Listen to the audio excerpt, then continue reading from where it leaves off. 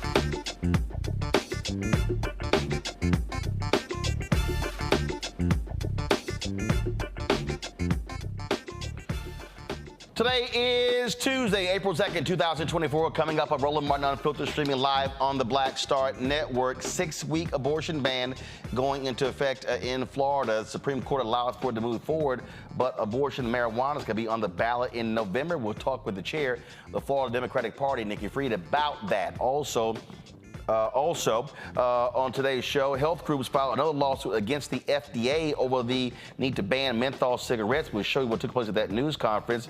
The last two survivors of the Tulsa Race Massacre, folks, have continued to fight. Oral arguments took place today in the Oklahoma Supreme Court. We live streamed that on the Black Star Network. We'll show you some of that as well. Plus, I will talk with a retired Army veteran who's running against MAGA nutcase Marjorie Taylor Greene for Congress in Georgia. Also, today is World Autism Day. And we'll be talking to Monique Presley, as well as a black candle maker who will explain how purchasing a candle can light up the life of somebody living with autism. Folks, also, Chris Matthews made some comments about Trump appealing to broke white folks. I'm going to expand the conversation because I don't think MSNBC really understood what the hell was going on. It's time to bring the funk on Roland Martin Unfiltered on the Black Star Network. Let's go. He's got whatever the biz, he's on it. Whatever it is, he's got the scoop, the fact, the find. And when it breaks, he's right on time and it's rolling. Best believe he's knowing.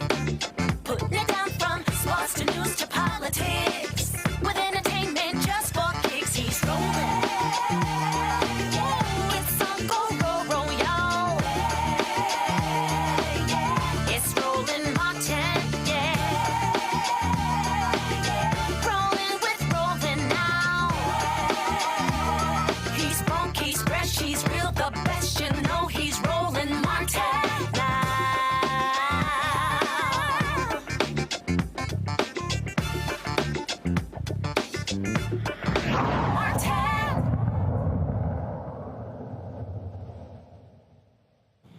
Florida's moving forward with one of the most restrictive abortion bans in the country after decision by the Florida State Supreme Court. They also ruled allowing two ballot initiatives to move forward on the ballot in November, one dealing with abortion, another dealing with marijuana. Joining us right now is the chair of the Democratic Party in Florida, Nikki Fried. Nikki, glad to have you back on the show. First and foremost, listen, it was a 4-3 decision. You had these justices. Ron DeSantis were pushing them. A couple of them, though, they're also on the ballot in November. So there is an opportunity for voters in Florida, even though they must deal with this restrictive decision right now, they could actually change all of this based upon who comes out and votes in November. Yeah, absolutely. And first of all, Roland, thank you for having me on tonight. I always feel like big moments in Florida happen when I'm on your show, so thank you for that. So we have a lot of things that are going on. So let's quickly unpack what happened yesterday. So yesterday there was 3 rulings, 2 dealing with abortion and 1, as you mentioned, on cannabis. So first we'll take the law that was challenged from a year and a half ago when Ron DeSantis pushed a 15-week abortion ban here in the state of Florida. That has been moving through the judicial system. The oral arguments of that was last October. But Ron DeSantis couldn't wait for that ruling, made sure that before he launched his presidential bid, that we went even more extreme to a 6-week abortion ban. That and law, when they passed it in 2023, said if in fact the Supreme Court deems that there is no right to privacy in the Florida Constitution and upholds the 15-week abortion ban, then 30 days later, 6 weeks goes into place. So yesterday, the Florida Supreme Court did come out with an unprecedented ruling, a 98-page opinion that just decimated the right to privacy and precedent over decades worth of precedents here in the state of Florida. So that is going to be what the law of the land is going to be within 29 days now. We're going to have a 6-week abortion ban here in the state of Florida. In the same breath, they also, in a 4-3 decision, gave the green light to a citizens initiative to make sure that we are putting back into the Florida Constitution that right to privacy, but really more so putting in the Constitution the parameters that we saw under Roe, which is viability here in the state of Florida. Big, big issues. Abortion is on the ballot in November, and it's really upon all of us to not only make sure that we've got people registered to vote, that we're talking to not just Democrats, but independents and Republicans. We are building a broad coalition. That is what is going to be necessary to protect a woman's right to choose, but also making sure that the individuals who push these initiatives, Republican legislators, Rick Scott, Donald Trump, don't see the light of day after November. You have, of course, significant momentum. What I mean by that is we saw what happened in Kansas, we saw what happened in Ohio, where a woman's reproductive rights was on the ballot. Those measures passed. Republicans are scared to death because they've been losing every single place this has been going on. Now, voting for that is totally different than voting for candidates. But do you believe that as a result of these two measures, the reproductive rights being on the ballot, this initiative, as well as the issue of marijuana, that is going to provide a significant boost of your efforts in terms of trying to rebuild this party to be competitive and win in Florida? Yeah, I think for a couple of reasons. One, to your point, we have seen a lot of momentum here in the state of Florida since I became chair last year. I was actually on your show again last year when we flipped a huge mayor's race in Jacksonville and Duval County, which has historically, while numbers are blue, we have historically lost those in countywide elections. And then flipping a seat this past year, the first time that we flipped a state house seat since 2018. So the momentum is on our side because Floridians are frustrated. They're frustrated with this suppression that has been put on us, whether it is voting rights, whether it is reproductive health care, it's banning of books, it's seeing inflation being 3 times that of the national average, it's whitewashing history by telling, that slavery, there was a benefit to it. All of these things are adding up, and now adding to that cannabis and abortion on the ballot. People are frustrated, and they're going to find a correlation between these issues and the Republicans who have been voting on these issues, such like the Republican legislature in both the House and the Senate, Republicans in Washington, D.C. that are already talking about a national abortion ban. Rick Scott, who said that he would have signed a 6-week abortion ban if, in fact, he was still governor of the state. All of these things add up to going to be a tsunami here in the state of Florida for Democrats that are on the ballot this year. When we talk about statewide initiatives, Amendment 4 passed. That was the last major initiative. Then, of course, Republicans were not happy with that, and so they then went and made modifications to the law, making it very difficult for folks to actually register to vote. But running a ballot initiative also is very costly.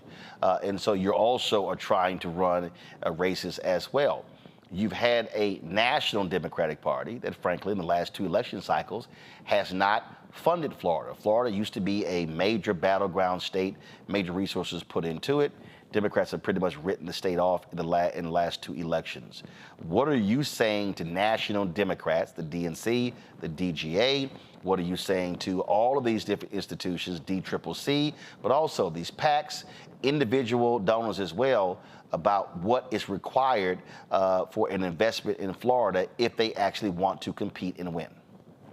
And that's the exact conversations I've been having for the last year and a half. I've been saying we are living through a moment here in the state of Florida that you have watched DeSantis, who had a failed presidential bid, but spent the first 4 years of his administration, or last 4 years, really pushing this agenda and putting us to even more extreme than the MAGA extremism. And so while you have all these things going on in our state, as we just discussed, book banning, property insurance is not only the highest in the nation, but you've seen almost 400% increases on people's property insurance rates. You're just seeing these high numbers of cost of living. We're now the most unaffordable state in the nation. All of these things that are happening, that we are building these coalitions of independents that are breaking significantly towards Democrats for the last year and a half here in the state of Florida. So the message that I've been having to a lot of our partners is don't, first of all, count Florida out. Florida is worth fighting for. And if you're going to fight against the extremism in the entire country, and this MAGA extremism, you have to go to the belly of the beast, which is here in the state of Florida. At one point, we had 3 Florida men that were running for president of the United States. The extremism is coming from Florida. And if you're going to fight back with the rest of the nation, you got to expand the Florida map. Donald Trump cannot win the presidency without Florida. Democrats can win it without Florida, but enabling us to expand the map is essential. And let's talk about Rick Scott. Rick Scott has won each of his 3 statewide races by less than 1%. He is a fraudster. He is wrong on every single issue. He has a very low favorability here in the state. The last poll that I saw is 53% of Floridians want him gone.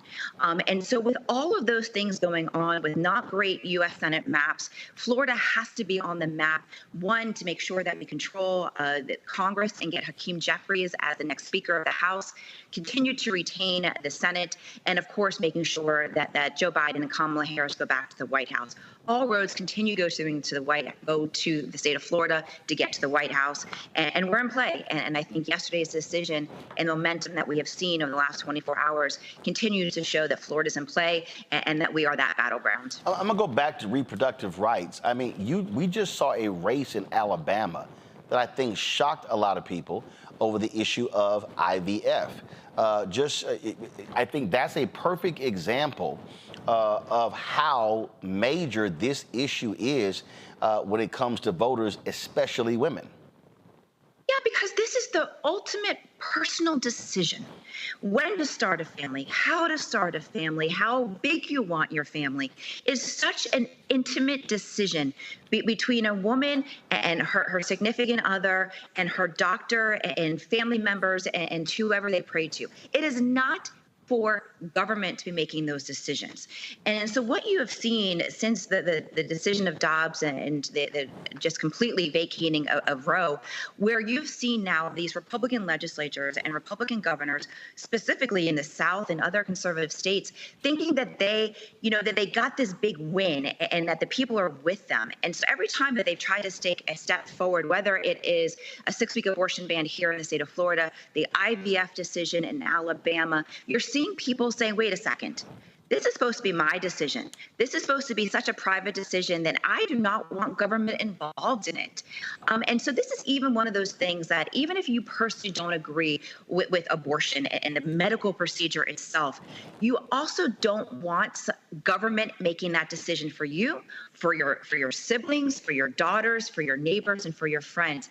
And this is why you're seeing really that cross-section of support of, regardless of party affiliation, people coming together and say, hold a second, I want this right, I don't want to give it up, and are going to go fight for it. One of the things that I continually say on this show is that Democrats must be engaging in, I call it hand-to-hand combat, but really direct conversations, walking people through what has gotten done, what has happened in D.C., resources, things along those lines. Are you seeing, even on the ground, that a lot of folks just don't know? And so therefore, if you're not properly messaging, then they don't know what the hell Biden and Harris accomplished, and that makes it difficult to sort of explain to them what did happen in order to get them to come out and vote. Yeah, and we are. And I think this is a product of bad messaging that Democrats were always pinned on. We don't do a good enough job bragging about the accomplishments, all the things that President Biden has been able to accomplish in 3.5 years. What he was able to accomplish bipartisan support, first time legislation in almost 20 years that has been passed dealing with gun violence. The first time that we've seen real movement and real resources that are used to deal with student debt forgiveness, environmental issues, protecting women's right to choose, passing huge landmark legislation to bring dollars into everybody's neighborhoods to fix the potholes, to fix the bridges, to fix the roads, which has a direct impact on people's, bottom lines and their purses. And so it is going to be really important that Joe Biden's campaign, as well as the Democrats across the country, start to brag about those accomplishments and brag in a way that resonates with people. Because we can have this conversation about what the CHIPS Act did and what the IRA did and the Inflation Reduction Act, IRA, and some of the infrastructure money being sent. But unless you are able to have that conversation with that individual voter saying, this is why you are seeing gas coming down. This is why you're seeing more construction, which is why you're seeing more high-paying jobs in environmental sectors and in construction, and that we're bringing a lot of those manufacturing jobs here and the impact into local governments and resources at home. But it is going to be all of us taking that message and people understanding this is a clear choice. You've got somebody who has spent his entire life getting up every day and saying, how can I make America a place where people are proud of, where we can make sure that people have an educational opportunities and purchase of the homes and have a good opportunities for success. Where on the other hand, you have a guy who has spent all of his life saying me, Trump. How do I? And I think that the decision is just so clear. But unfortunately, the Democrats are going to have to sell it one more time to the American people. Well, absolutely. It is going to be quite a battle. I keep telling folks that. It is going to be a very close one.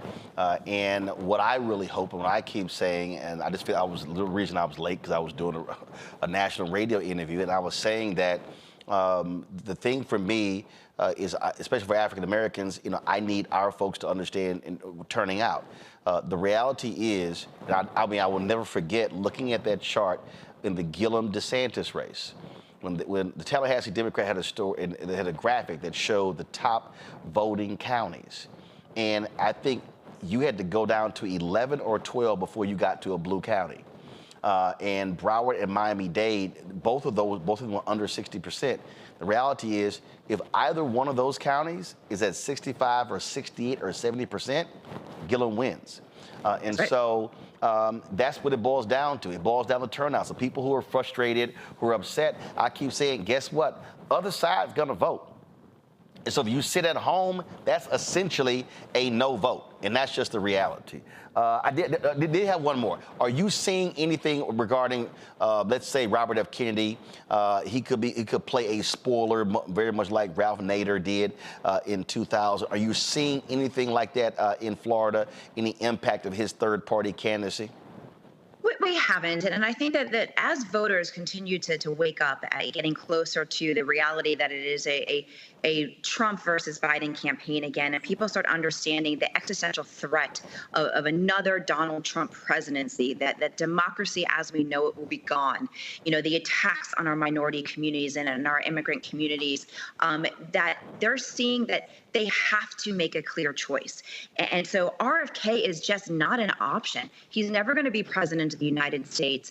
And so when people start waking up to this election, understanding what's at stake, his numbers are going to continue to diminish. And people have a very clear choice. Either you're going to vote for democracy and a quality way of life and somebody who is going to wake up every day fighting for you, or are we going to sit at home and make sure that we're voting for somebody who only cares about his 91 indictments and how to become president to make sure that he doesn't go to prison.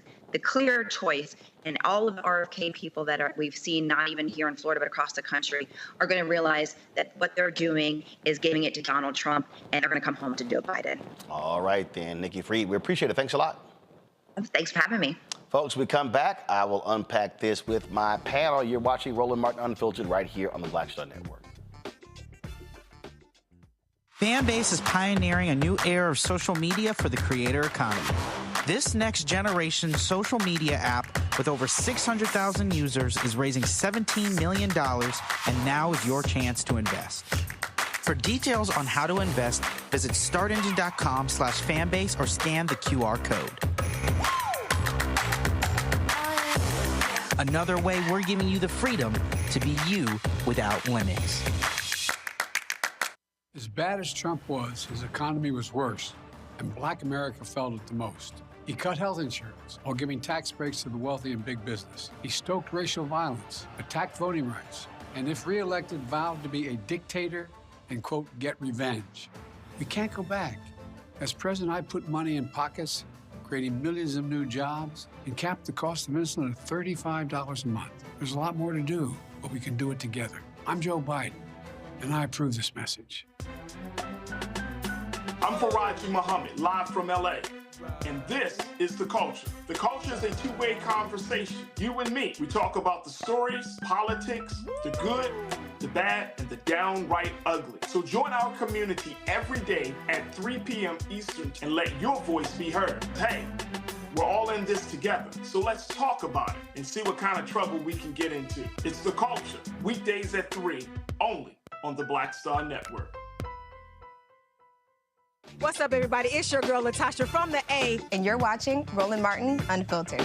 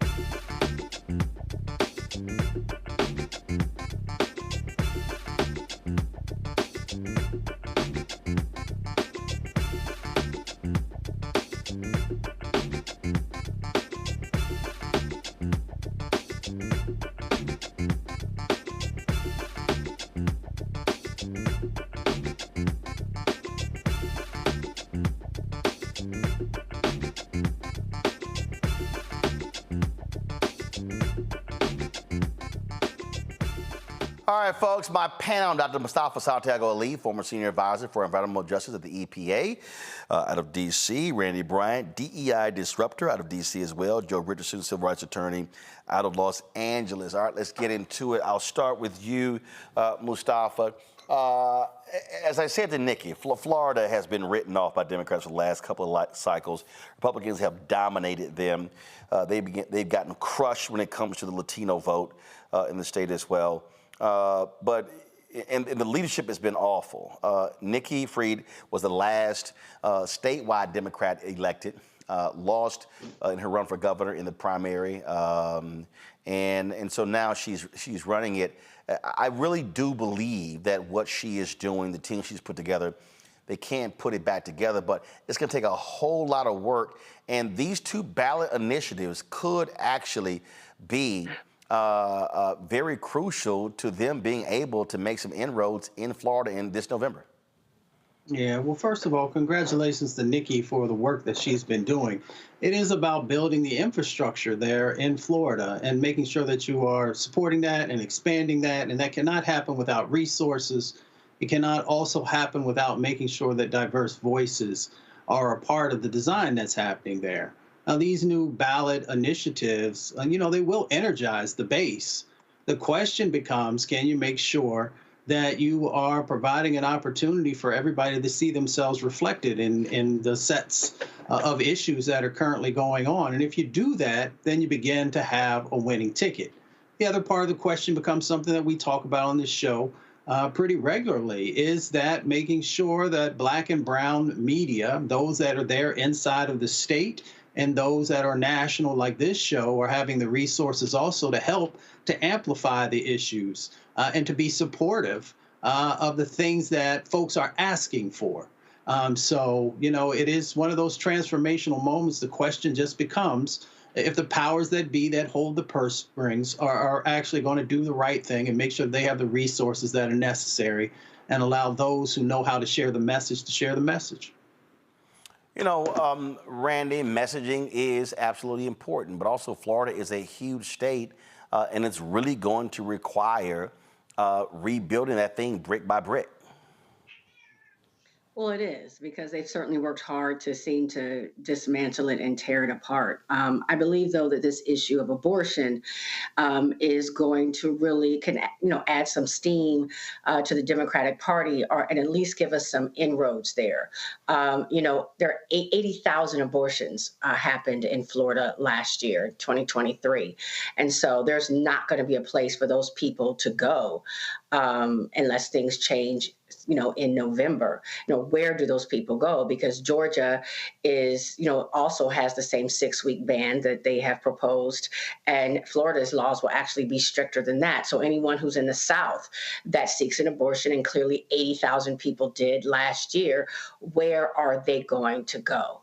And I believe that when it comes to reproductive rights, I mean, women are active voters. We have strong voices, and even those people who may have fundamental opposition to abortion, you still want people to have the choice. And so I am interested to see how this is going to pan out. I do believe this actually hurts the Republican Party. You know, Joe, it has been a powerful, literally, reproductive rights on the ballot has been extremely strong in the last year. And you have Republicans like Kellyanne Conway and others who are warning the party, saying, yo, we're losing on this. And they feared this being on the ballot in Florida. Yeah, it's amazing how quickly things change.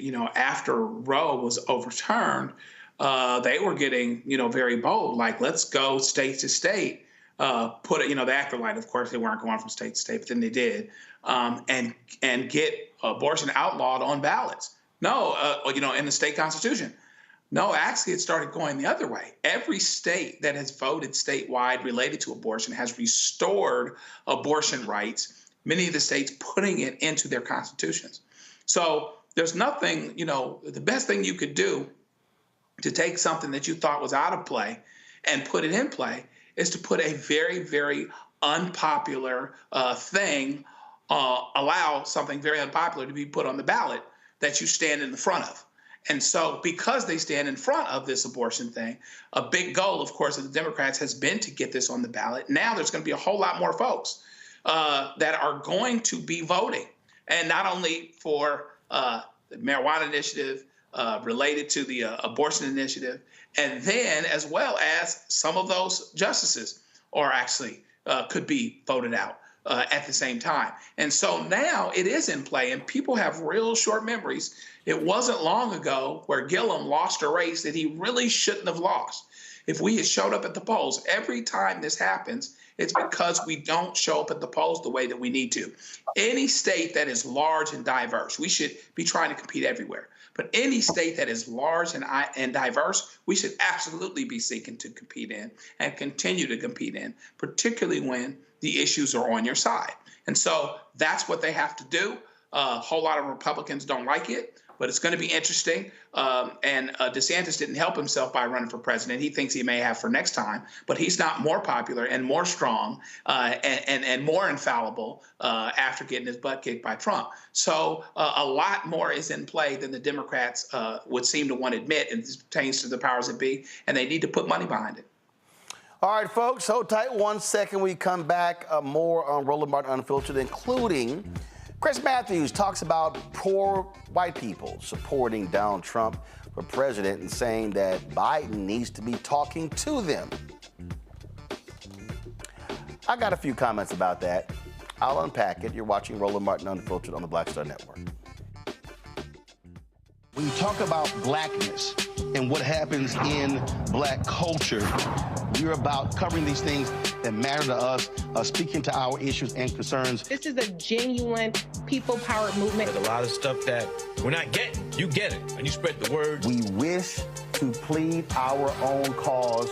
Too long have others spoken for us. We cannot tell our own story if we can't pay for it. This is about covering us. Invest in black-owned media. Your dollars matter. We don't have to keep asking them to cover our stuff. So please support us in what we do, folks. We want to hit 2,000 people, $50 this month, raise $100,000. We're behind 100,000, so we want to hit that. Y'all money makes this possible. Checks and money orders go to P.O. Box 57196, Washington, D.C. 20037-0196. The Cash App is $RM Unfiltered. PayPal is R Martin Unfiltered. Venmo is RM Unfiltered. Zelle is roland@rolandsmartin.com. Fanbase is pioneering a new era of social media for the creator economy. This next generation social media app with over 600,000 users is raising $17 million, and now is your chance to invest. For details on how to invest, visit startengine.com/fanbase or scan the QR code. Another way we're giving you the freedom to be you without limits. Mitchell, a news anchor at Fox 5 DC. Hey, what's up? It's Tammy Roman, and you are watching Roland Martin Unfiltered.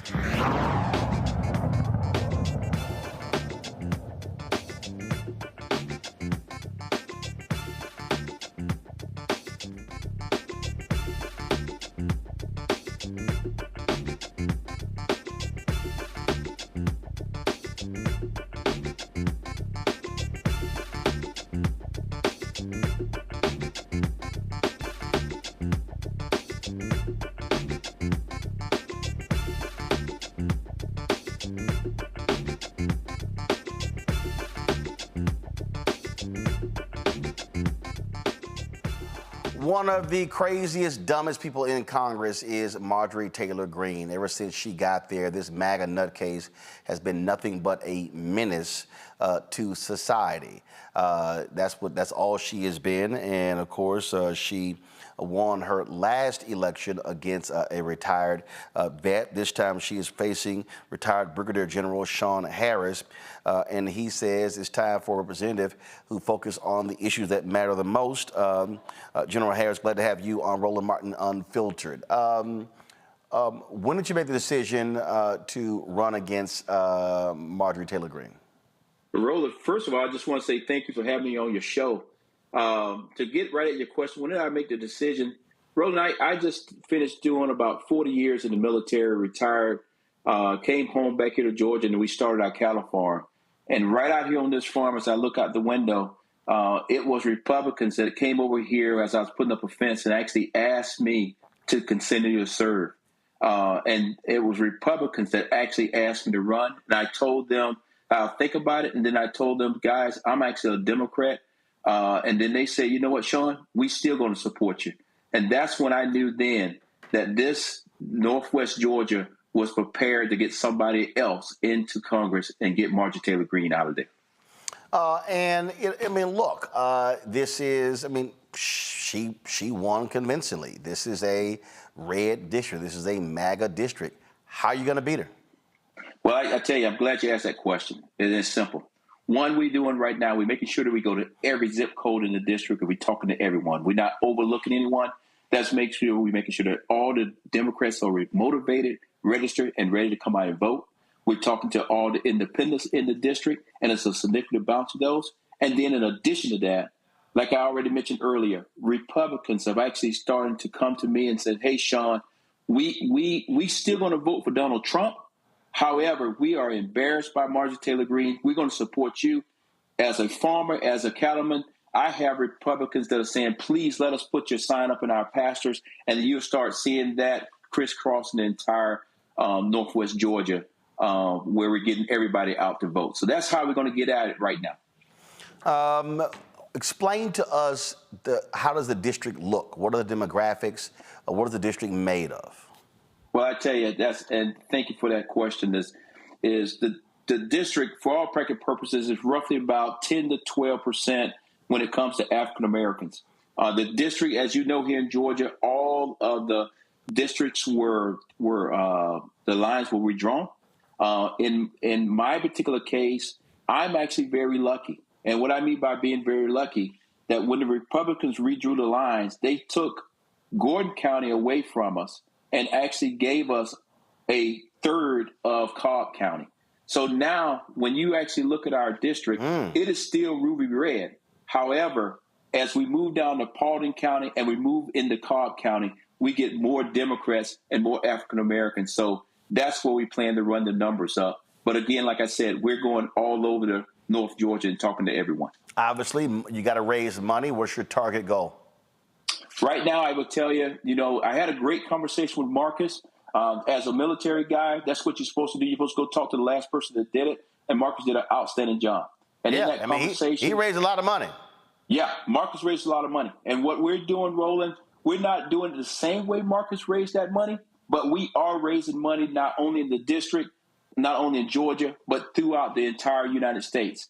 And in order to beat Marjorie Taylor Greene, I have to raise a whole lot of money so that we can actually fight her on all fronts. So one of the things I always say when I'm out there talking is, hey, please go to my website, that's Sean Harris for Georgia, and actually give to our cause, because it's going to take a whole lot of money to beat Marjorie Taylor Greene. But what I'm happy to say is across the board right now, we got over 100,000 people following us on all our social media platforms. So we're building an army, and those people are donating every day, and more and more people are donating to the cause to help us get Marjorie out of here. So even though he raised $15.6 million, lost by 31 points, you think with the change in the lines that this is going to make this district a lot more competitive? Yes. And yes, he raised a whole lot of money. But what Marcus would tell you, he raised that money, but he never had the money at the right time to make it work for his benefit. The other piece that I would tell you is Marcus and I are both veterans, taking nothing away from Marcus. However, as a senior officer that just retired from the military, more Republicans are actually reading my profile and liking what they see. And that is the major difference, is that I have the ability not only to get Democrats and independents out, but I have the ability to pull Republicans over. And that's what we're going to have to do to win this district. Questions from my panel. Randy, you're first. I'm just so happy to see that you are challenging this despicable person. Randy, how you doing? We went to school at Tuskegee together. You're a Tuskegee grad? Yes, Randy. It's good to see you. It is wonderful to see you. Oh my goodness, you probably have some secrets on me. He remember you. You don't remember him. It's all good. It's all good. Now, I'm doubly happy then. What has been? Do you think? What do you have to do to show your constituents the problem that Marjorie Taylor Greene is? Because I believe that they feature what she's done for a day and then it goes away, because she's kind of anti-everybody almost. Yes. Well, I tell people all the time, Marjorie Taylor Greene is my greatest asset. Every day she does something that I can talk about to show the contrast between myself and her. Just the other day, as you saw, when the president was speaking, how rude she was to him at the State of the Union. And then the last thing she just did 2 Fridays ago when she said she wanted to get the Speaker of the House out. Those are the things that are embarrassing the people of Northwest Georgia. They are tired of being a place that when you say Northwest Georgia and then you say Marjorie Taylor Greene, people say, oh, you're from that place. That's not us. So that's what is actually, when I talk to people, they know that I'm a leader. They know I'm going to work, and they know I'm never going to be an embarrassment to them. And I'm actually going to bring jobs back here to Northwest Georgia for them. Thank you for that. And good to see you, my Tuskegee fellow alumni. Good to see you too. Joe? Brother Harris, thank you so much for your service. First of all, kind of piggybacking a little bit on Randy's question, I wonder if how much or how little folks actually know, and are you going to help enlighten them on this is what somebody in Congress is actually supposed to do. And we can show you that she's got no receipts. In other words, she talks out loud, she's on Fox News, but she's burning bridges with Democrats and Republicans. And at the end of the day, what the congressperson is supposed to do is to bring home the bacon. And like I like to say, when you burn bridges, you can't burn bridges and then wonder why you're swimming. Can you talk about how you're going to educate people that actually she doesn't do what a congressperson is actually supposed to? Well, that is a great question. What we're currently doing right now is part of that education piece. We have been asking the people of Northwest Georgia on social media and in person, what has Marjorie Taylor Greene done for you in the last 3.5 years? Sure. That, no matter if it's social media or in person, across the board, Democrats, independents, and Republicans cannot name anything that she's actually done. Also, believe it or not, Marjorie Taylor Greene does not have any offices open nowhere in Northwest Georgia. So you cannot go to Rome and go to her office and say, hey, I want to speak to somebody about an issue. She doesn't have any offices. And then lastly, she says she votes no on everything. And just like a week and a half ago, she put in the wrong newspaper how all of the Biden infrastructure things, she tried to take credit for it. We called her out on it, and then she actually retracted it. So when I get to Washington, D.C., what is Sean Harris going to do? Sean Harris would make sure that he partners with our two senators that are already up there, and that's what I call Team Georgia. I would make sure that I bring the bacon home. I would make sure that I have at least 2 to 3 offices open in Northwest Georgia, so it's very easy for you to be able to get and talk to me or my team so that we are listening. That is a key part. If you're going to be a representative, you need to listen to the people. And then when I fly back home on Friday, I will go out and talk to different people throughout the district. The other thing that the people in the district already know about me, because I'm a farmer and cattleman, you can come over to my house and we can talk about any issue you want to out there in that cattle pasture. It's unfiltered, and that's what people in the rural community is looking for, somebody that would represent them and understand what is going on in the rural community. Excellent. Thank you. Mustafa. Yeah, well, Brigadier General Harris, thank you for being here with us. I was going to ask you about the opportunities that you see in front of you, but I think you answered that question. And since I'm country, I'm going to ask you this question. Country folks like to look folks in the eye, they like to shake your hand and know who you are. So if somebody asks you who you are, what would you share with them and as a reason for them to vote for you? That's a great question. And you're right. I am country. When I went to Tuskegee, I left a country dirt road. And the cool thing is, guess what? When my mama's house is still down there in Early County, it's still on a dirt road. So I call myself a dirt road Democrat. And what does that mean? That means that I will talk to you and listen to you. I will look you dead in the eye and tell you, yes, I'm going to do this, or we're going to work on it, or we're going to continue to have further conversations about it. What also makes me a little bit different from all the rest of the Democrats that are actually in other places is because I'm a dirt road Democrat, guess what? I carry. That's part of being in the country. I was just out in my pasture today and walked up on a snake. At the end of the day, you don't want to be in a bad situation and can't defend yourself. So I'm not saying that when it comes to a weapon that's about going out and doing stupid things. What I'm saying is Marjorie Taylor Greene would not be able to paint me into a box and try to put an umbrella on me as being a particular type Democrat because I'm a dirt road Democrat. I'm a Democrat that all people here in the Northwest Georgia, not only have they already seen it, they will continue to see where you can talk to me out in the public, and many people in the district have my direct phone number because as a representative, my job is to represent the people. So they can call me. They know not to call me about a pothole, but they definitely can call me about larger issues or teacher issues that we need to get done here in Northwest Georgia. All right, then. Well, General Harris, look, good luck. We'll be paying attention to this race, and it'll be one of the many that we'll be watching. Well, I thank you for giving me the opportunity, and thank you for putting this out to African Americans across the entire country. And I'm just honored to be on your show, and you're doing an outstanding job for us. Keep doing what you're doing, Roland. I appreciate it, folks. If you want to connect with Sean Harris, this is his Facebook, Instagram, Twitter, and website pages as well. And I'm sure Randy will be raising money from your fellow Tuskegee alumni for your campaign. Yes, they already helping. Thank you very much, brother. All right, appreciate it. Thanks a lot.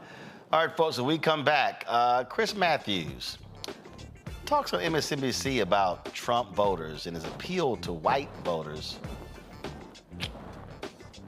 I got a few things to say about that. That's next. Roland Martin Unfiltered on the Black Star Network. Support us in what we do. Join the Breen and Funk fan club. Send your check and money order. P.O. Box 57196, Washington, D.C. 20037-0196. Cash App, $RM Unfiltered. PayPal, R Martin Unfiltered. Venmo is RM Unfiltered. Zelle, Roland at RolandSMartin.com. Roland at RolandMartinUnfiltered.com. We'll be right back. I'm Dee Barnes, and next on The Frequency, Beyonce has always been country.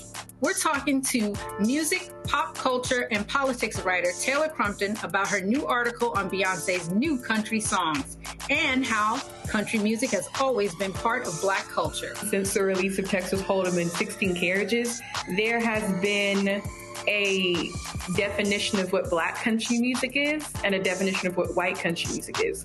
White country music historically has always won the awards, have always got the certifications. Black country music has not. This is a conversation you don't want to miss. That's next on The Frequency on the Black Star Network.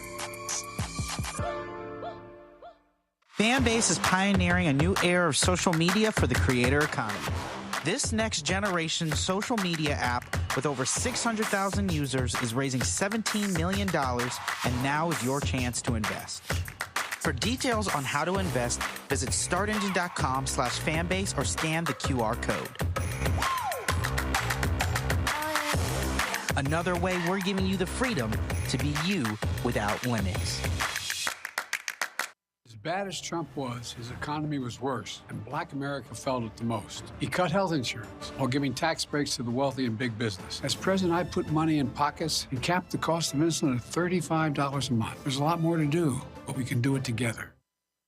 Hello, I'm Jamia Pugh. I am from Coatesville, Pennsylvania, just an hour right outside of Philadelphia. My name is Jasmine Pugh. I'm also from Coatesville, Pennsylvania. You are watching Roland Martin Unfiltered. Stay right here.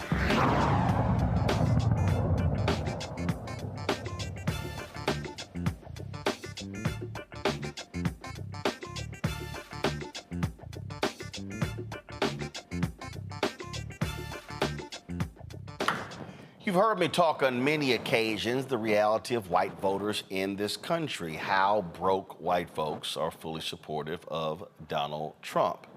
It really makes no sense whatsoever. And yesterday, the topic came up on MSNBC, where former host Chris Matthews raised the issue when they were talking about how these white folks, especially the evangelicals, are treating Donald Trump like he is God. Watch this. When I was up there in New Hampshire, my 10th primary up there, I saw a lot of really poor people waiting in line for 2 hours to see Donald Trump. Really poor people, white people in most cases. And I said, what's going on here? And I don't know if these are the crosstabs relate or why it relates, but they really want this guy to be their president again. And then I saw the Florida Atlantic University poll that came out in March, and it pointed out that the only economic group in the country that likes Trump is under 50,000 a year, not 50 to 100, not above 100, only people below 50,000. I can't put it all together. But maybe people are hard up. People have a grievance against society because society has been tough on them. White, Hispanic, Black, all kinds of people below 50,000 a year are for Trump. Somebody's got to get that into their heads that that's what's going on here. And somebody's got to start thinking about why Trump is appealing to those people who are hard up. And people like in the White House, like Ricchetti and Mike Donlan and Anita Dunn, somebody in that big, smart group of anonymous people have got to start thinking about who they're up against. Trump has been able to wire himself into people of basic needs who live out there, are not rich. They're not all going to Florida to get the tax break. They're not like that crowd, although that crowd really is out there, too. That crowd's going to benefit from these poor people. The people looking to get a tax break from Trump, they're going to benefit from that. The people below in the lower economic groups, they're just going to get left out. And it's so clear. So Democrats have got to get to the people they've always rooted for, the people at the bottom, the people with true grievance. They've always said we're for those people. They got to start rooting for them somehow, obviously, and that means Biden has got to start talking to them. And it's not happening yet. Trump's talking to them. As somebody once said of FDR, I didn't know him, but he knew me. Trump knows those people. When he was up there in New Hampshire, I heard him say something.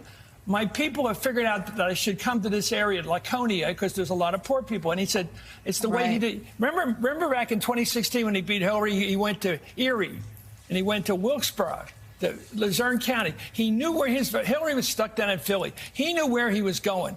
I think people like David Urban, who was running his campaign last time, they know where to advance him. They're going to go out there and advance him to the right places. And I tell you, it's fascinating. I don't know if the Democrats have really thought through this campaign and what they're up against. This guy's calling himself God. God. Yeah. Thou shalt not have strange God. Yeah. And if he can get away with that, then he is truly a cult. And people got to be thought through it with them. Somebody's got to start talking to people and saying to them, this guy is not for real as a secular leader. He's not Jesus. Now, on another day, they had a similar conversation, and Matthew said this. First white people in the world. I mean, they're on their rags on their backs. They look like East Germans coming out of the East Berlin back in the 80s. They were waiting for Trump for 2 hours, and they believe everything he says. And they had this notion that the family, the flag, the country, this really big primitive notion of what they care about, the religion, everything. He's tying into that. He's saying, I'm your savior. I'm taking the bullet for you. I'm saving you guys. Faith and country and family. Trump has perverted all of that, and I know because I grew up in the Southern Baptist Church. Evangelicals love him. And what do they love? I mean, some evangelicals love him. Evangelical, though, even the term has stopped meaning going to church. It's become a social identifier. It's a social identifier where I support authoritarian forms of government. I support using anti-democratic approaches to get what I want. It has nothing to do with Christian nationalism. Is that what that is? Yes. Christian nationalism is you pick 3 or 4 issues, and maybe it's trans reading library books, maybe it's guns. Well, it is guns, which is the most bizarre thing. It's guns, it's abortion, it's LGBTQ, it's immigration, right? Which let me just tell you, I mean, yeah, that sure lines up. Like hating all immigrants sure lines up with what Ronald Reagan or what Jesus said when he was talking about the Good Samaritan. I mean, none of this makes sense. Jerusalem, none of that embassy to Yes. New Hampshire. All right, so allow me to unpack. What the conversation failed to do was to really unpack that and walk through that and get people to understand really what's at play, okay? So Chris Matthews says that what is it about these 50,000 and under? Who does Trump lose in the biggest? College-educated people. What's his group? Non-college educated people. So he's purposely playing on people who are not as smart as others. Now, let me be perfectly clear. I'm not saying all those with college degrees are smarter than those without, but it's also discerning the lies from the truth. And so what Donald Trump does very well is he lies. He paints this broad picture. He says, oh, I'm fighting for you, I'm standing with you. But all of those broke white folks Chris Matthews talking about, they couldn't even walk through the lobby of one of his hotels. But see, he presents this whole notion of the plane, the excess, and so they're like, I could have that life. I could have that life. But you can't. You can't have that life. And you're not going to have that life. Because he says this one thing, but he does something else. So he's fighting against China, tariffs. Oh, I'm making them pay. It's not how tariffs works. You actually pay more. In fact, he's saying, re-elect me, and I'm going to impose more tariffs on China. And you know what's then going to happen? What's then going to happen is it's going to cost more for Americans to buy goods. Those are facts. Now, those folks who are believing that, they don't understand that. They look at you like you're crazy, like, what are you talking about? It's not going to cost me more money. Because Trump said it's going to save us money. They believe the lie. And so he feasts on that. He feasts on ignorance. And he weaponizes ignorance. So when you look at his tax cut did not help any of those broke white people or the broke Latinos or the broke black folks who are listening to Donald Trump. It didn't, because they're not in that income bracket. He bragged in front of a bunch of rich people at Mar-a-Lago. I made y'all a lot of money, and I'm gonna do it again. Because that's who he cares about. So the Republican Party has created this notion that we're for the little man. Really?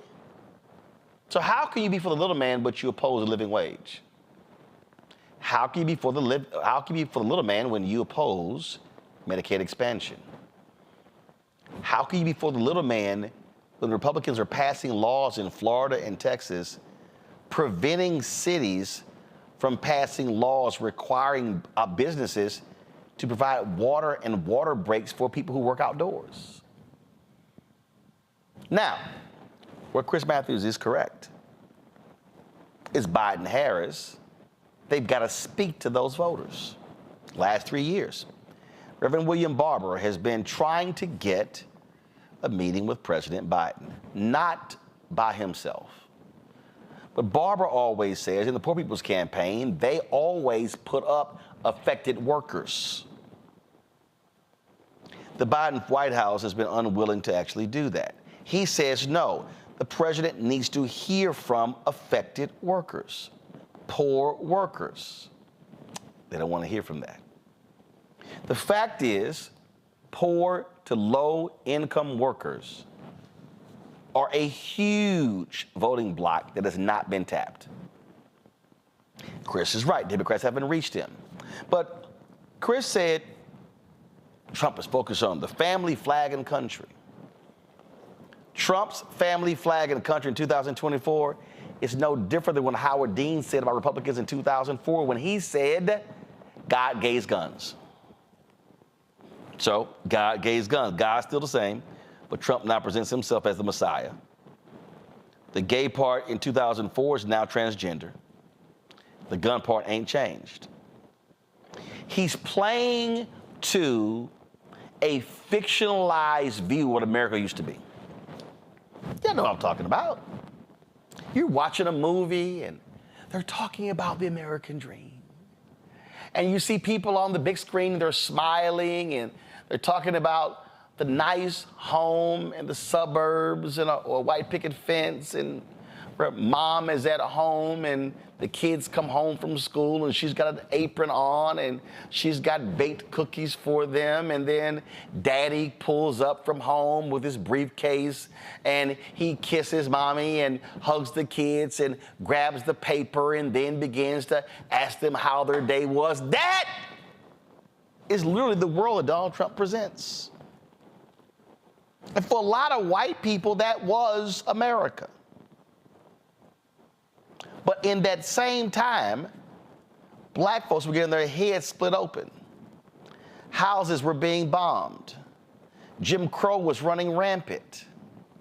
And so what you have is you have a set of people who are pining for another America, that America that we used to be, the America where we used to go to church as a family, the America where it was man and woman and not these gay people and these trans people, America where we stood for the flag and we sang proudly the national anthem.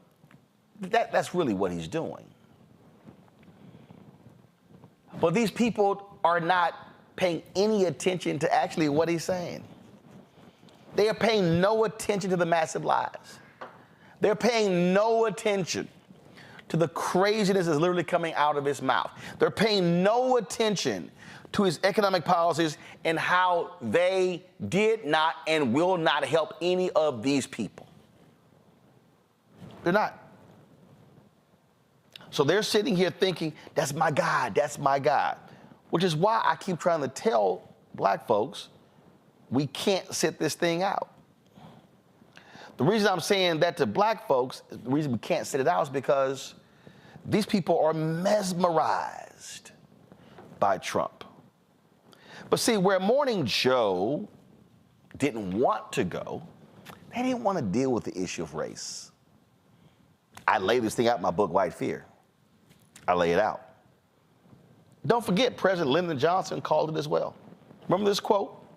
He said, if you can convince the lowest white man he's better than the best colored man, he won't notice you're picking his pocket. Hell, give him somebody to look down on and he'll empty his pockets for you. That's what is going on. Oh, these things are happening before our very eyes. And what people don't want to deal with, they don't deal with the reality that Donald Trump is speaking a very explicit language of race. Yeah. What he's talking about is, oh, how the demonizing the immigrants, and they're the reason. It's them that's causing these problems. How dare they? He's already said, I'm sending everybody back on day one. And these poor white people are like, yeah, that's it, because they got our jobs. They're taking our jobs. But he's also doing this. This is from Axios, exclusive. Trump allies plot anti-racism protections for white people.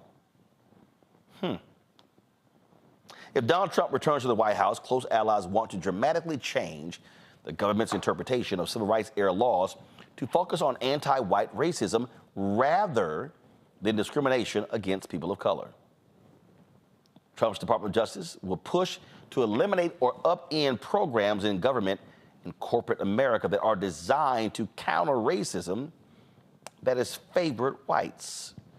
Targets would range from decades-old policies aimed at giving minorities economic opportunities to more recent programs that began in response to the pandemic and the killing of George Floyd.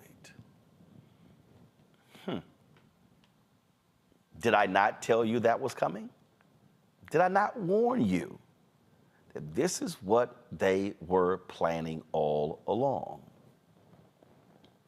But you have to understand, when you're talking about those poor white Americans, when you're talking about why are they so aggrieved, remember, they were there in 2016, they were there in 2020, and their grievances were there because they even see black folks' problem. So how do you think the anti-CRT took hold? What do you think is the reason behind right now anti-DEI? What do you think? We could go on and on and on. This is all a part, folks, of the same situation. Now, here's what you got to remember. Pew did a study, and 13% of whites who think they suffer a lot of discrimination.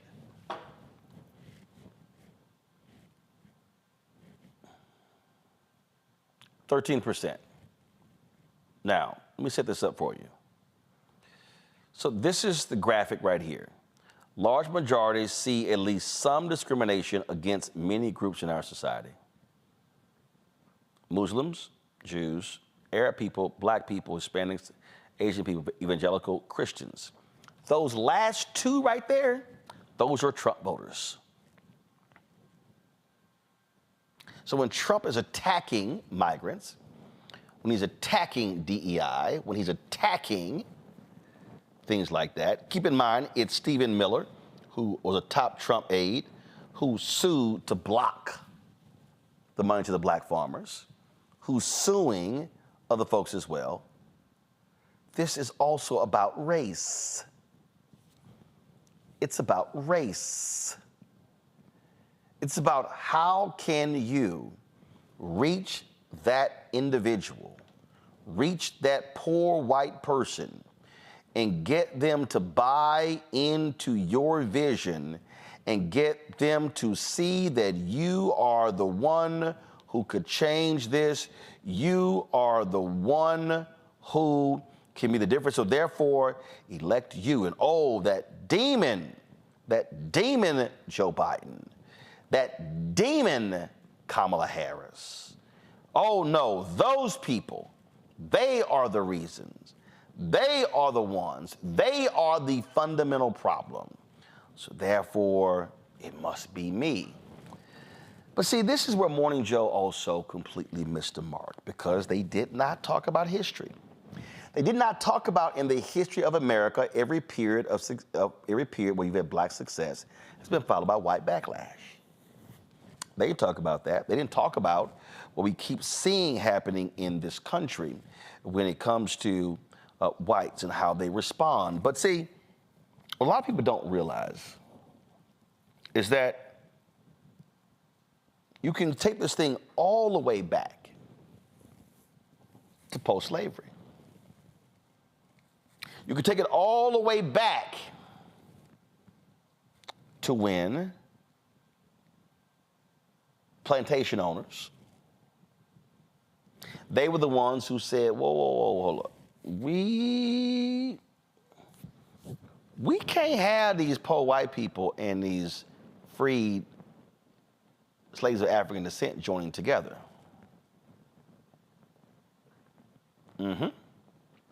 This is what MLK said in his book, in his speech after the Selma to Montgomery March. He said, our whole campaign in Alabama has been centered around the right to vote and focusing the attention of the nation and the world today on the flagrant denial of the right to vote. We're exposing the very origin, the root cause of racial segregation in the Southland. Racial segregation as a way of life did not come about as a natural result of hatred between the races immediately after the Civil War. There were no laws segregating the races then, and as the noted historian C. Van Woodward in his book, The Strange Career of Jim Crow, clearly points out, the segregation of the races was really a political stratagem employed by the emerging Bourbon interest in the South to keep the Southern masses divided and Southern labor the cheapest in the land. Y'all see right there? Southern labor the cheapest in the land. You see, it was a simple thing to keep the poor white masses working for near starvation wages in the years that followed the Civil War. Why? If the poor white plantation or mill worker became dissatisfied with his low wages, the plantation or mill owner would merely threaten to fire him and hire former Negro slaves and pay him even less. Thus, the Southern wage level was kept almost unbearably low. Now, let me stop right there.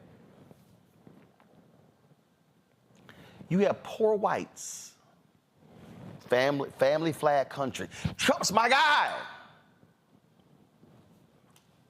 But he opposes unions. He opposes living wages. Now, I need to, wait a minute. Y'all broke. So let me just be real clear, okay? You're broke. You got awful health care. You got awful education. So you're supportive of the people who want to gut public education with vouchers. And those are actual scam programs. They're not meant to help the least of those. They're meant to help folk who are already sending their kids to private school who have the means to, but need several more $1,000 to get it done.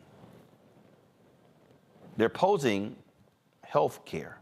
Trump wants to kill the Affordable Care Act. So if you poor and white, what's the one law that has actually helped your health care? The Affordable Care Act. And then wages. So King says this: toward the end of the Reconstruction era, something very significant happened. This is what was known as the populist movement. The leaders of this movement began awakening the poor white masses and the former Negro slaves to the fact that they were being fleeced by the emerging bourbon interests. Not only that, but they began uniting the Negro and white masses into a voting bloc that threatened to drive the bourbon interests from the command post of political power in the South. To meet this threat, the Southern aristocracy began immediately to engineer this development of a segregated society. I want you to follow me through here because this is very important to see the roots of racism and the denial of the right to vote. Watch this. Through their control of mass media, they revised the doctrine of white supremacy. The use of mass media. The conservative ecosystem, conservative radio, Fox News, digital media. Constant drumbeat, the anti-blackness being constantly fed to them drives this wedge. Go back. King says, they saturated the thinking of the poor white masses with it, thus clouding their minds to the real issue involved in the populist movement. Come back. So if I can keep y'all minds over here, then I can keep you from realizing you're being fleeced. So Fox News over here keeps saying, oh my God, inflation hasn't gone down. It has. These are awful Biden programs. They're not. They're not helping you. They are. So that's why you have Republicans who vote against infrastructure bill, but then take credit for the money when it comes there. That's why you have Republicans who vote against taking money that's actually helping to put broadband in rural communities, but then they actually take credit for it. But they're saturating in the media, and so these poor whites, what do you think they're listening to? King says, they then directed the placement on the books of the South of laws that made it a crime for Negroes and whites to come together as equals at any level. And that did it. That crippled and eventually destroyed the populist movement of the 19th century. So when you hear people say Trump is a populist, Trump is a white nationalist populist. Trump's message is appealing to largely white people, white poor people. You do have some clueless Negroes who believe the nonsense, but that's who he is channeling his energy to because in the last election, 70% of those who voted were white. So when you hear me say we got to have black folks voting at least 70% of our capacity because we've got to offset where those white folks are. If you change the election, you have to drive that number down to about 68, 67. Those 3 points makes the difference in Georgia, Wisconsin, North Carolina, Pennsylvania, Michigan, Nevada, Arizona, 7 battleground states. So all of you who are watching and listening, I need you to understand that Trump's messaging, strong guy, save America, only I can do it, love the flag, stand for the anthem, all about family. He's against everything that he says. But because he is a showman, because he's a circus leader, because he understands how to manipulate the minds, which is why he was reading all those Hitler books, because Hitler was a master of manipulation, these poor white folks are going, yes, yes, yes, Trump's our guy, not realizing that they actually are going to be screwed. Remember those tariffs? When Trump was president, I'll never forget. There were white dairy farmers who filed for bankruptcy and lost their family farms because of Trump's nonsensical tariff war. And one of them actually said to a writer that it was worth losing my family farm for what Trump is doing. Mike Lindell literally destroyed his multi-million-dollar pillow business to advance Trump's lying election deal. John Eastman has been disbarred from practicing law because he stood up with Trump talking about the election was rigged. Sidney Powell is next. Rudy Giuliani lost a massive case in Georgia. He owes in excess of $3+ million. He actually owes way more than that for standing with the fool. So what am I telling you? These are so-called smart people who literally sacrifice their careers and their livelihoods for this fool Trump, and he will never help them out. So poor white people and confused black people and confused Latino people, let me make it clear. This man doesn't give a damn about you. He doesn't like you. He doesn't respect you. And he will do nothing for you other than sell you a pipe dream and hope you run with it while he laughs all the way to the bank. Joe, you first. You know, this is divide and conquer 101. It's always been this way. How do you stay in charge when the people that you're in charge of have much more in common with each other than they do with you? The way that you do that is by dividing and conquering, whether it was, you know, back in the day, the field Negroes and the house Negroes, or whether it was white folks of simple means, along with immigrants and other people of simple means. You can let that white cat know, well, you know, you're not the richest, but hey, you know, at least you're white and therefore superior. Our brother Ozzie Davis talked about this in Jungle Fever, actually. And so you continue to do that. So Trump's not doing a new thing, okay? He's certainly elevating it for sure, but he's not doing a new thing.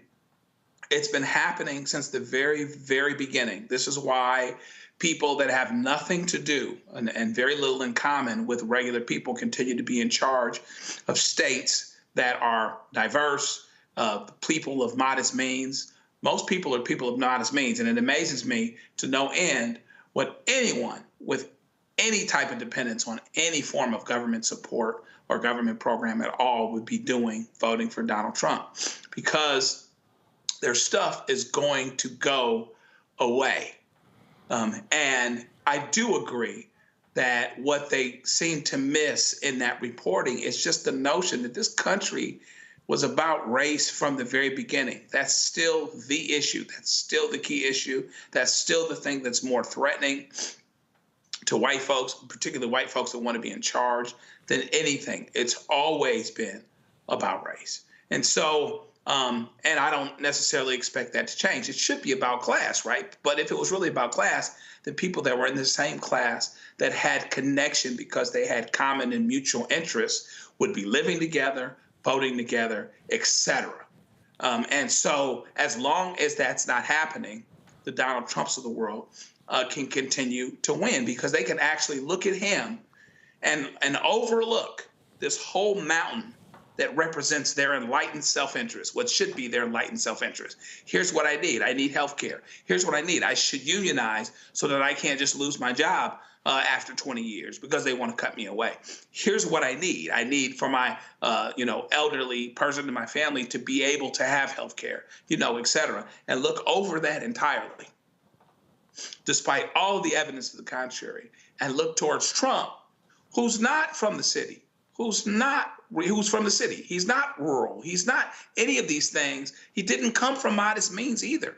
There's no connection to him but this. That's all there is. So we have to stop paying attention. People have to stop paying attention to that suggestion, but it starts off by being honest about what we really have. Sure, you can find a kernel of truth, I guess, in the Chris Matthews argument about the fact that Trump touches these folks.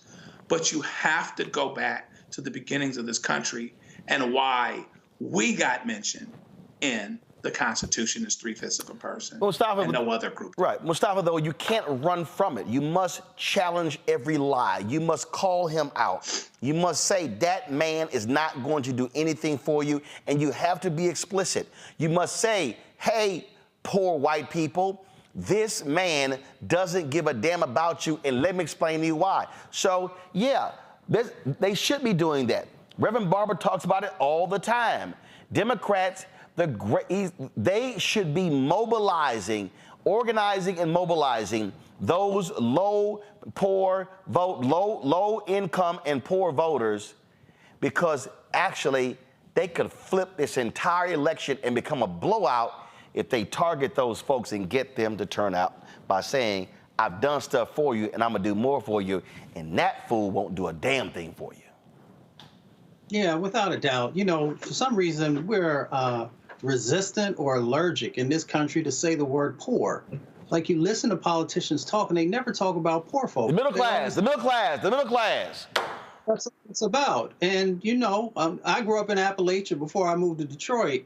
So folks often felt that the system had always failed them. They also always felt that nobody saw them.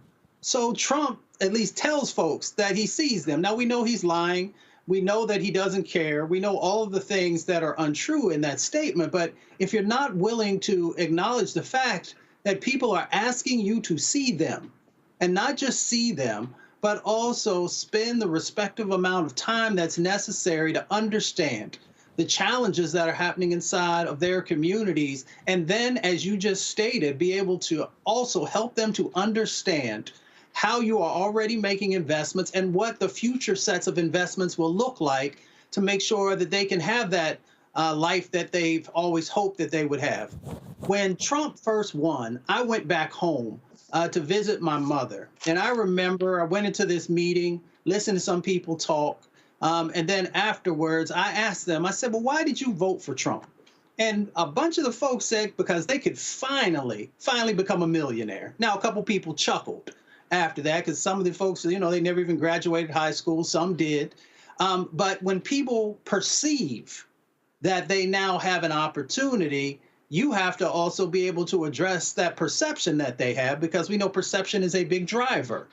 So this administration, the Biden administration, has actually put significant resources into communities across the country, has to do a better job of making sure folks, one, understand where they came from, but what does that change actually look like? And giving people something to hold on to know that if I give you my vote this time, that I will be able to, build upon the change that's happening. But folks have not done that in a very effective way. So yes, we can talk about Trump and his lies, but you got to also talk about how do you actually help everyday hardworking folks who may be lower income to actually be able to see a better way forward. Yep, Randy. Well, Trump, to me, what is a white person's greatest currency, particularly a white person from modest means' greatest currency? It is their whiteness.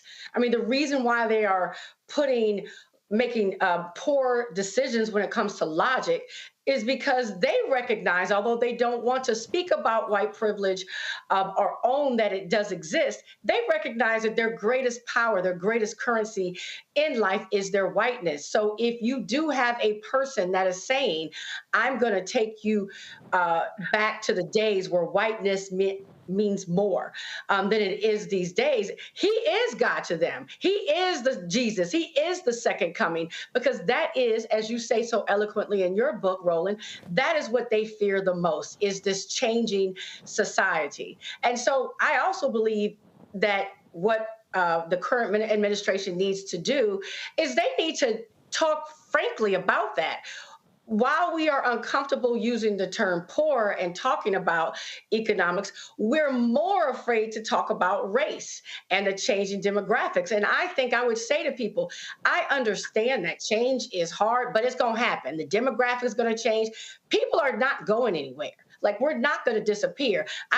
They seem to think that Trump is this big Superman that's going to, change the world as it is, and it's not going to happen. So what do we need to do to ensure the future for everybody? Because this man cannot take y'all to the promised land. We're not going back to, the 1800s. It's not going to go back to, we're not going to make America great again if great again means that all minorities are somehow pushed down and white people, regardless of their socioeconomics, are elevated. That's another, even with Dave Matthews, who's this seasoned, respected journalist, I feel like he skirts around talking about race and the power that it has on the population here, because they're not looking at them. A lot of people are not even paying attention to the actual legislation and things that have been passed and things that have happened. All they know is this man gets up and essentially says that I'm going to take us back. Yep. And that, and that's all they care about. So we really need to address that. We got to get for real and address that. And be honest, like, I know you're scared, but guess what? Ain't nobody in this country going anywhere. So how do we ensure that everyone from all socioeconomic levels can get where they're living in a way that they want to live and they have opportunities? Indeed. All right, folks. Gotta go to a break. We come back. We'll talk National Autism Awareness. That's next on Roland Martin Unfiltered on the Black Star Network. Fanbase is pioneering a new era of social media for the creator economy. This next generation social media app with over 600,000 users is raising $17 million, and now is your chance to invest. For details on how to invest, visit startengine.com/fanbase or scan the QR code. Another way we're giving you the freedom to be you without limits. Next on The Black Table with me, Greg Carr, we look at one of the most influential and prominent Black Americans of the 20th century. His work literally changed the world. Among other things, he played a major role in creating the United Nations. He was the first African American and first person of color to win the Nobel Peace Prize. And yet today, he is hardly a household name. We're talking, of course, about Ralph J. Bunche. A new book refers to him as the absolutely indispensable man. His lifelong interest and passion in racial justice, specifically in the form of colonialism. And he saw his work as an activist and advocate for the Black community here in the United States as just the other side of the coin of his work trying to roll back European empire in Africa. Author Cal Rostiala will join us to share his incredible story. That's on the next Black Table, here on the Black Star Network. On the next, A Balanced Life with me, Dr. Jackie. People can't live with them, can't live without them. Our relationships often have more ups and downs than a boardwalk roller coaster, but it doesn't have to be that way. Trust your gut. Whenever your gut is like, this isn't healthy, this isn't right, I don't like the way that I'm being treated. This goes for males and females. Trust your gut, and then whenever that gut feeling comes, have a conversation. Knowing how to grow or when to go, a step-by-step guide on the next A Balanced Life on Black Star Network.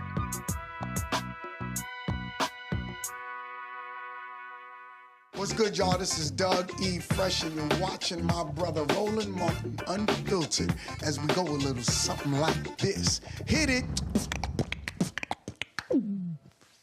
It's real.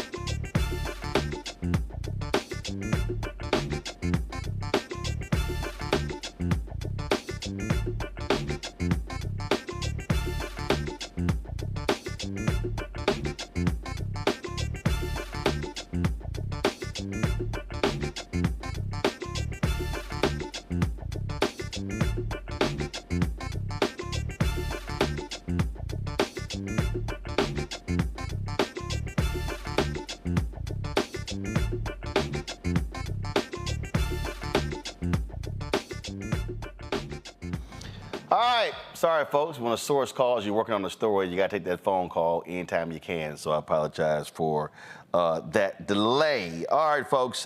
Today is National Autism Awareness Day.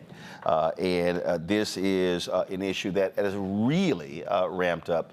I would say in the last decade or so, there's been a whole lot of attention on the issue of autism, especially when it comes to vaccines and things along those lines. It's impacted a lot of folks, a number of people in this country, a number of children in this country. There are many people, you often hear Holly Robinson Peete talks about her son dealing with autism. Well, Monique Presley, often on our show, also as a mother, is dealing with this with one of her children. She joins us right now on the show to talk about this. As well, she's joined by Tiffany Rose, who's the co-founder and creative director of School Sense Candles, and of course, which is a group of parents of children with autism. All right, glad to have both of you. So what are you doing together with these candles to raise awareness, but also money? What are you doing? Well, first, I want to say happy World Autism Day to everybody who's affected by autism. In 1997, I believe it was. No, actually backwards, 1979, the United Nations General Assembly declared it World Autism Awareness Day. And that was so that a day could be taken to reflect on the growing incidence of autism around the world, and so that there could be increased awareness. And now so that there can be increased acceptance and inclusion. Roland, we're looking at 1 in arguably every 44 children who are dealing with this neurological disorder, and it disproportionately affects Black and Brown communities like anything else. When something is terrible that's happening in the United States especially, it disproportionately affects the underserved. It disproportionately affects Black and Brown communities. So little Black boys are at higher incident of being diagnosed with autism, and they also, as are the poor, are diagnosed later, which directly affects the chances for recovery. My own son, our firstborn, was diagnosed before he was 2 years old. When he was almost 2, he is now 18. So this has been thus far an over 16-year journey for our family, but we are far from alone. There's 75 million people around the world who are facing autism. So my hope today, wearing my blue and being active as always in the month of April, which is Autism Awareness Month around the world, is to highlight ways that we can provide help, ways that we can provide inclusion and support. And one of the ways that we're doing that this time around with my show, Make It Make Sense, is by supporting Areva Martin, the attorney. She has an organization called Special Needs Network that is based in LA, but helps people all throughout the United States. They provide concierge services online, not just in the LA region. And through Special Needs Network, they provide a full boutique of services, whether you're in need of speech therapy, occupational therapy, if you have developmental disabilities, if you are looking to try to help your child or your loved one to get back in the workforce. They do all of these things, and they've just opened an entirely new center in the Los Angeles area. And so I wanted to help Black women who are doing great things in this area as we increase awareness, but also bring help to those who need it. The final thing I'll say, Roland, is lots of times people are focused on research, people are focused on recovery, people are focused on therapy, people are focused on how to help the person who's been diagnosed, but what they ignore is the respite that families desperately need, that moms, dads, caregivers, sisters, brothers, aunties, uncles, grandmom, and them, everybody everybody in the family is affected, and everybody in the family is usually in part of the process trying to help to give wraparound services for the child, but nobody's taking care of mom or dad. It's hard to get a nail appointment. It's hard to just have a break and sit in the garage and do nothing. It's hard even to go to church without having someone as a caregiver. So what we're doing with this campaign, with this fundraising effort, with the help of my dear friend Tiffany Rose, who started School Sense Candles, what we're doing is selling candles, and all of the profits are going to Areva Martin's foundation, to her organization, Special Needs Network. And my hope is that first, we name the candle A Good Day, which people can see on the screen, but I'll hold mine up right here.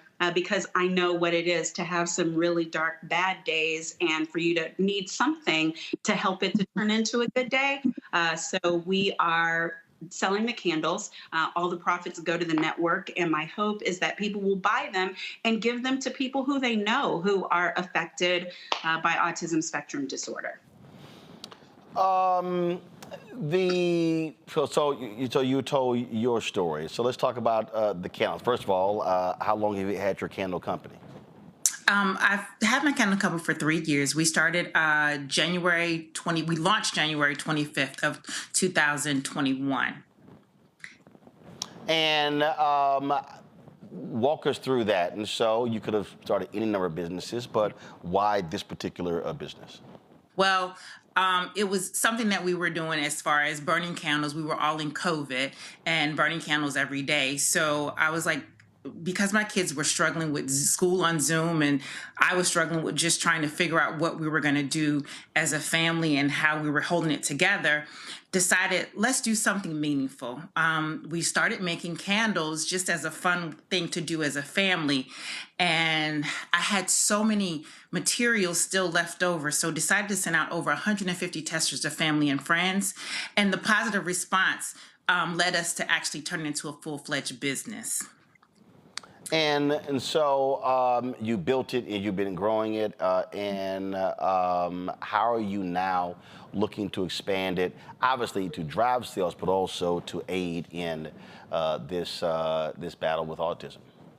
Well, with the battle with autism, me and Mo have been speaking about this actually probably weeks after we started, after she got her testers, and we figured out what can we do to support and how she can spread the word for autism and raise money as well. So this has been something we've been talking about for the last 3 years, and we finally brought it into fruition. Our hope is to be able to sell these candles, and it not just be just for Autism Awareness Day, Autism Awareness Month, but that it be a long-standing project that we continually be able to sell the candles, but also to be able to support those specific charities like that Areva Martin has, in order to be able to continue to provide services, because it's not just the research, but it's also providing jobs and other resources that they need. For me, oh, I'm sorry. No, go ahead. For me, our candle company basically is all about having, all of our candle names are named after nostalgic moments from elementary to your collegiate experiences. So we have names like Star Athlete, Letterman Jacket, New Student. It's those fond memories that we want to kind of hold on to, but we do it through the power of scent. Go to our panel. Randy, you first. Well, I so appreciate you being here and talking about this important topic. 23 years ago, I was blessed with a beautiful son, and he was on the spectrum, very low end of the spectrum. And yes, it is very challenging as you're trying to figure out, what is going on. And a lot of prayers, a lot of crying, a lot of, even, I tell people I grew so much in that time, because you're oftentimes embarrassed because your kid is not responding in the same way other kids are. And at that time, 23 years ago, it wasn't something that people talked about. I do want to say for the people who are listening, if, early intervention is so incredibly powerful because, my son is a graduate, honor roll graduate of Hampton University, has an excellent job, is studying now to go to business school. He's only looking at the top 10 of business schools, is thriving, but it took a lot of work and patience. And like I said, love and tears. And so I relate to the story personally, and I applaud what you're doing. Congratulations, Randy. I did not know that.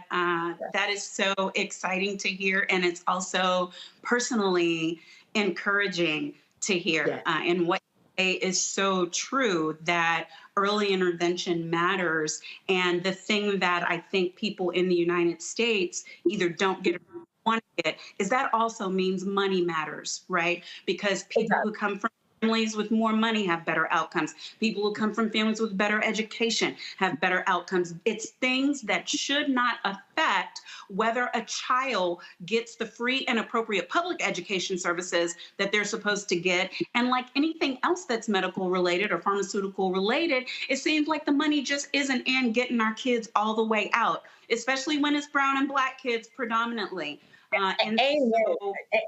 Can I just say one thing on that? I mean, amen for saying that, because I definitely feel as if what people do to our brown and black kids is they just want to throw them in a special education classroom and forget about them. And that's why this knowledge is so important. What struck me is that, elderly patients, after they've had a stroke, they have learned to remap the brain, right? So the area that may have died because that was for speech, they could remap the brain so they could speak again. And I said, if they can remap the brain of an elderly person, our babies' brains are not fully formed, right? And so if you're working with children every day, you really do see miracles. And so don't allow anybody to tell you, well, this is what it is, this is as far as they'll go, and give up on, your child. Because if you work at it and like I said, early intervention, and even if I almost went to bankruptcy, to be honest, my husband and I because we were paying for therapies out of our pockets because there was no, they weren't paying for it. But even if they're not paying for it, if you have to buy a book and learn about what you can do at home, do it because it works. Yeah. Mustafa. Yeah, a quick two-part question. Tiffany, I'm a big candle fan. I'm curious, do you have inspirational stories that are also tied to folks who have purchased your candles? And then for Mo, on the other side of the equation, when we talk about autism, I'm always curious if folks also can help the folks who are thinking about voting, why it's important to also think about autism while you're voting. I know from the work that I do on the environmental side of the equation that air pollution is also one of those drivers that we found connections with autism. So Tiffany, the first question is for you. Well, for me, my daughter was diagnosed with ADHD, not autism, but ADHD when she was 5. So for us, we knew that since they're a mood booster, and for her, she's creative but scattered. She's smart but scattered. So she needed something that could help. As far as some of my clients, they say the same thing, that our scents, the clean ingredients that we use, they help in making them feel good. When you light a candle, and then also the types of ingredients that we use, it's a mood booster, it's clean, they're non-toxic. So it helps in all those in aiding not to create a toxic environment, but a clean and safe environment for you, and help with that mood booster. Joe. Yeah, no. Well, no, I'm sorry. Monique, go ahead, then Joe. Go ahead. Yes. Okay. No. Okay. And I want to answer your question, Mustafa. Thank you for asking, because obviously environmental toxins are one of the things that they think is a cause of autism, even though they're not sure. But I wanted to first say where School Sense is concerned, and the beautiful company that Tiff is growing, which, Roland, you'd be pleased to know, Tabitha Brown already highlighted in her Candle of the Week, and she's been doing pop-ups and other things. And I'm just so proud to watch her take something that was just an at-home exercise franchise and turn it into a vibrant business and do it with excellence. I love all of her candles, so that's my testimonial. Favorite is New Scent, other than A Good Day. So I'm encouraging everybody, please go to my Shopify store for the candle that will support Special Needs Network, but then go to Tiffany's website in order to get all of the rest of her wonderful candles.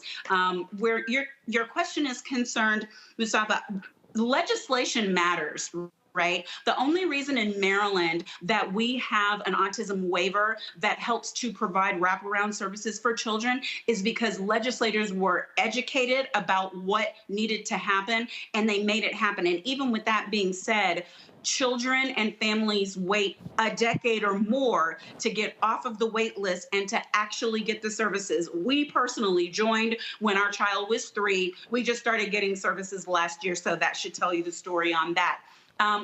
Marijuana, can I say it? Legislation around medical use for marijuana directly affects children and adults with epilepsy. Children and adults, now they're learning as a treatment for autism. And research is another area where your vote matters, because if you're looking to vote for candidates and for politicians who are going to be willing to put the money that's necessary into figuring this out. They know that the environment matters. Well, let's think about it. Why would the United States and big business not want to do something about the environment and help our children? Because there's no money in it, like I already said. So this is definitely state by state and in national elections where your vote matters. All right, then. Where can people go check the candles out?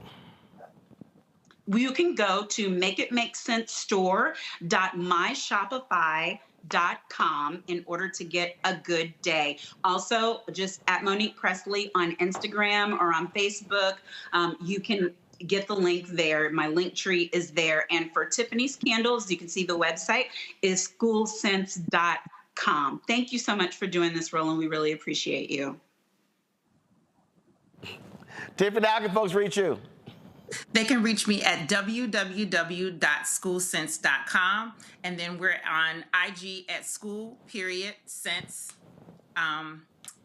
Yeah, we'd love to send you some stuff too, Roland.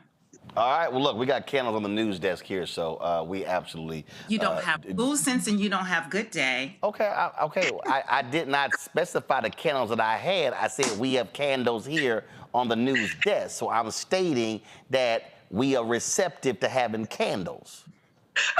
Lord have mercy. All right. We'll make sure you have some candles. I appreciate it. Thank you so very much. Thank you. All right, folks, real quick. Today in Oklahoma, oral arguments were heard in the case of the 2 survivors of the Tulsa Race Massacre. We live streamed those arguments on Roland Martin Unfiltered on the Black Star Network. Here is some of those arguments today. On your unjust enrichment claim, what is the equitable relief you're seeking? Are you seeking money held by the defendants? Yes, disgorgement. We're seeking disgorgement. If we're in discovery, we're able to prove that the defendants received unjustly money, that we believe that they utilized the survivors' stories, we're seeking the equitable remedy of disgorgement, which is exactly what happened in Shola. But the money you seek is money, I take based upon your statement, money into the hands of the defendant from third parties, not from the plaintiffs directly. It was not money from the plaintiffs directly, that's correct. Is that not a requirement of unjust enrichment, that the defendants hold money that's directly owed to the plaintiffs? Well, and how do you show that? I think in this court's case, Fault versus Blair, 2010 OK 16, which is a decision that Justice Edmondson wrote, the 4 elements this court has laid out for unjust enrichment is the unjust retention of a benefit received at the expense of another. And I think this is such a great case of that, as we played it in our actual petition, that the actual perpetrators of the massacre utilized the survivors of the massacre stories to benefit themselves. And again, this is a pleading case. We have not had a chance to prove it. We think we can. And we're hoping this court will give us the opportunity to prove our case, reverse this decision by Judge Wall, send us back to and remand it back for discovery to start as soon as possible. And we want these survivors to see justice in a lifetime. I see that my time is up, and I'm happy to answer any questions. Yeah. Counsel, these two individuals that are in the courtroom today, is it your position that they are the only two individuals that could bring the case? No, Your Honor. We think because we've alleged an ongoing public nuisance that's ongoing, that anyone within the Greenwood community that's suffering from that blighted community and their health, safety, and welfare is annoyed pursuant to the statute, that they could bring that particular case. But we think these two individuals are obviously those who we want to see justice in their particular lifetime. Thank you for the question. Yeah, I have a question. I'd like you to speak to the, you are alleging that there was a stipulation that was violated when the later motion to dismiss was presented. Can you speak to that a little bit? Yes, sir, Justice Gang. Thank you for the question.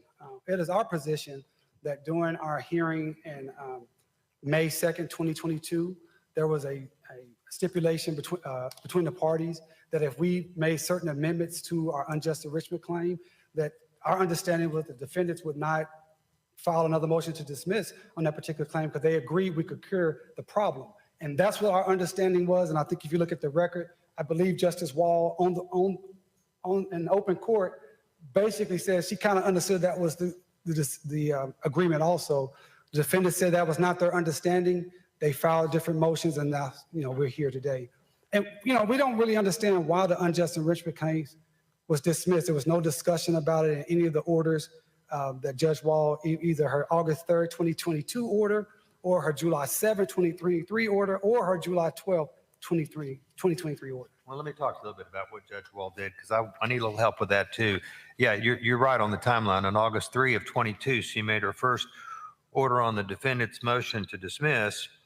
And then the next year, she made a one-page order on July 7 that granted a dismissal, and it was said based on what was set forth in the defendant's brief, if I recall correctly. And then about 5 days later, on July 12, there's what's now called the final order of dismissal with prejudice, and she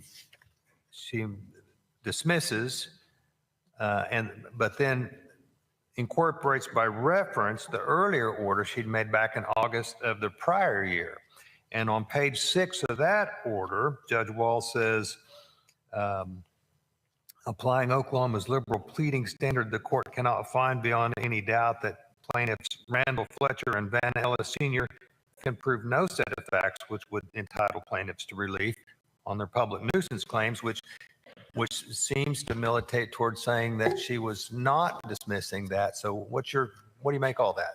I totally agree with you, Chief Justice, and I think it goes exactly what in the case McGee versus El Patio that I discussed earlier, where you stated that a motion cannot be granted if there is no set of facts that we can prove. And she actually stated that on August 3rd. So we're completely surprised and just couldn't believe that the case had been dismissed based upon the August 3rd, 2022 order. Counsel, it seems to me that you're more interested in what's happening now, the failure to abate, to let the public nuisance exist as a result of the massacre, but you really can't go back to the massacre. Is that right? It's what's happening now is what you're complaining about. Yes, we're saying that, Justice Carter, thank you for the question. There's an ongoing public nuisance that started because of the massacre. That is what we've alleged. This really is, Joe, the last ditch effort. They have been denied in different places, and this is the last effort they can get to seek some justice for these two survivors, both 109. Yeah, it's amazing. And there is some daylight here. I mean, we'll see. Oklahoma's pretty conservative, but the Chief Justice indicated that, he might be amenable underneath. It sounds like they There was no intention to completely dismiss the entire case. There are also a couple interesting arguments. Unjust enrichment, if you do it broadly and you're saying something is taken at the expense of another, it doesn't have to physically come out of my pocket, but I, derive a detriment. That's one thing. And then the public nuisance, saying that it's a continuing public nuisance, that gets you around a statute problem because you're not technically suing about the riots that took place all those years ago. You're suing about the conditions now that were brought about by the riots. So we'll see what happens. I mean, again, Oklahoma's pretty conservative, but this is, a last ditch with these particular 109-year-old folks as the living embodiment of what the problem is. But the way it's been alleged, if it survives, that anybody in that community could bring it because it's a continuing nuisance and there's no standing problem. Mustafa?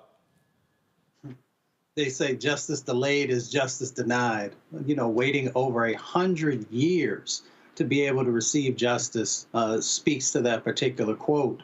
And the impacts, as Joe just shared, that continue to go on. So there's a systemic set of issues that have lasted, from the bombing that happened over 100 years ago. And hopefully folks will finally be able to receive, the justice that they've been asking for now a century. Randy? I'm sure what the justices are afraid of is that if this case rules in our favor, that others will actually have the audacity to sue for some of the cruelty that Black people have had to survive at the hands of white people. And though that will open up a can of worms that I think terrifies them. So I don't think they're just considering how they're voting about this specific case, but also what it means for the future. All right. Joe, Randy, Mustafa, I certainly appreciate it. Thank you so very much for joining us. Folks, thank you. See you guys tomorrow. Be sure to support us in what we do. Join the Bring the Funk fan club. So you're checking money order to P.O. Box 57196, Washington, D.C. 20037-0196. Cash App, $RM Unfiltered. PayPal, Martin Unfiltered. Venmo is RM Unfiltered. Zelle, Roland at RolandSMartin.com. Roland at RolandMartinUnfiltered.com. Also, download the Black Star Network app, Apple phone, Android phone, Apple TV, Android TV, Roku, Amazon Fire TV, Xbox One, Samsung Smart TV. Also, you can check out our 24-hour streaming channel. We're available on Amazon News by going to Amazon Fire. You can also tell Alexa, play news from the Black Star Network. Watch us on Plex TV. You can also check us out on Amazon Freevee, Amazon Prime Video. And be sure to get a copy of my book, White Fear, How the Browning of America is Making White Folks Lose Their Minds, available at bookstores nationwide. Get the audio version on Audible. I'll see y'all tomorrow. Holla!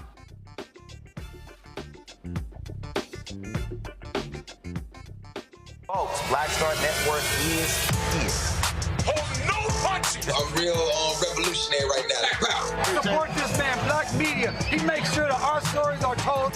Thank you for being the voice of Black America, Roland. Stay Black. I love y'all. All momentum we have now, we have to keep this going. The video looks phenomenal. See, there's a difference between Black Star Network and Black-owned media and something like CNN. You can't be Black-owned media and be scared. It's time to be smart. Bring your eyeballs home. You dig?